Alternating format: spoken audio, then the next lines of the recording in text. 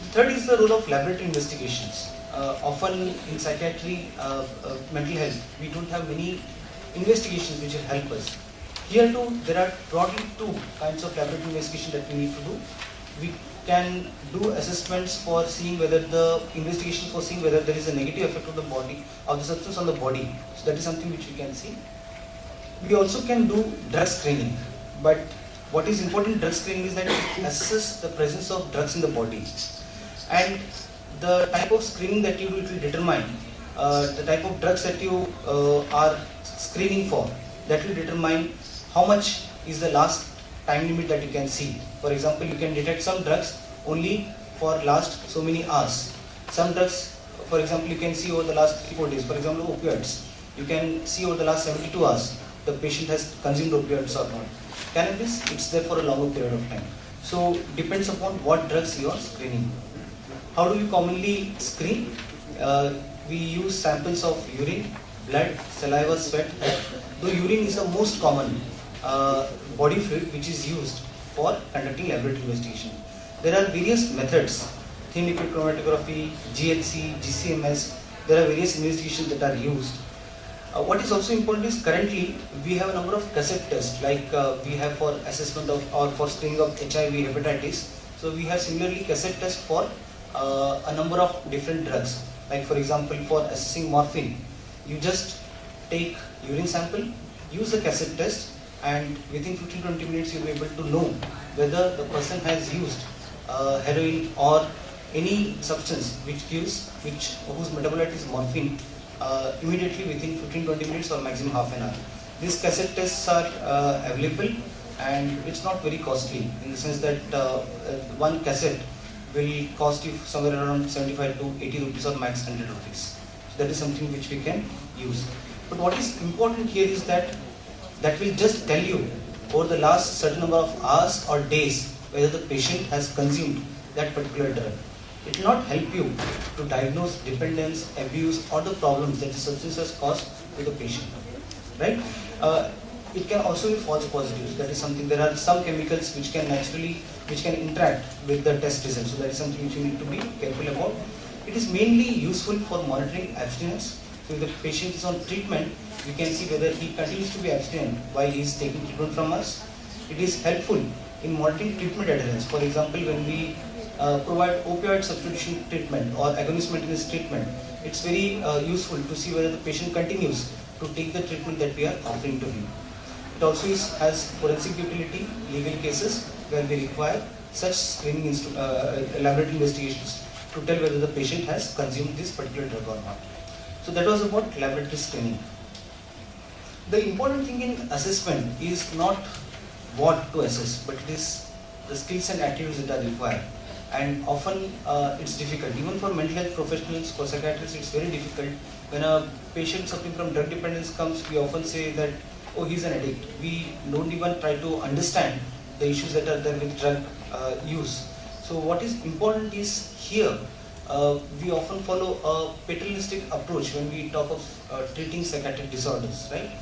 We talk of that, yes, patient should be equal and all, but in mental health, often it is a paternalistic approach. In substance use disorder, what is important is client should be seen as an equal partner in treatment process. That is something which is very, very important.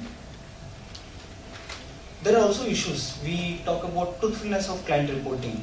We think that the client either over tells or under reports the problems that he has, right? That is another issue. But wherever people have tried to see the truthfulness of client reporting, cross-examination from family members, by and large, if your attitude is such that you are trying to offer him the right kind of treatment, then the client most often will be forthcoming with the problems that he has. Should we confront the client if the client is saying something which you think is not fitting correctly in what you think should be the problem? Should we confront the client in such cases? Sorry? Not at all in the initial stage. Later also you use it as sparingly as possible. Not it shouldn't become your main armamentarium of assessment or further treatment, right? So confronting the clients will never help. It will make the client to stay away from you and not be truthful furthermore in your assessment or treatment. Judgmental. Now, once again, these are things which we all, if I ask you whether it should be judgmental, you will say no, yes, right? But often our own attitudes about substance use disorder comes up when we try to treat clients. Like Dr. Atul mentioned, that we often think that the clients should have a control. They have a control over their substance use, but that is not the case, right? Substance use disorder is compared to chronic medical problems that we will see in the late part of the day, like diabetes, hypertension.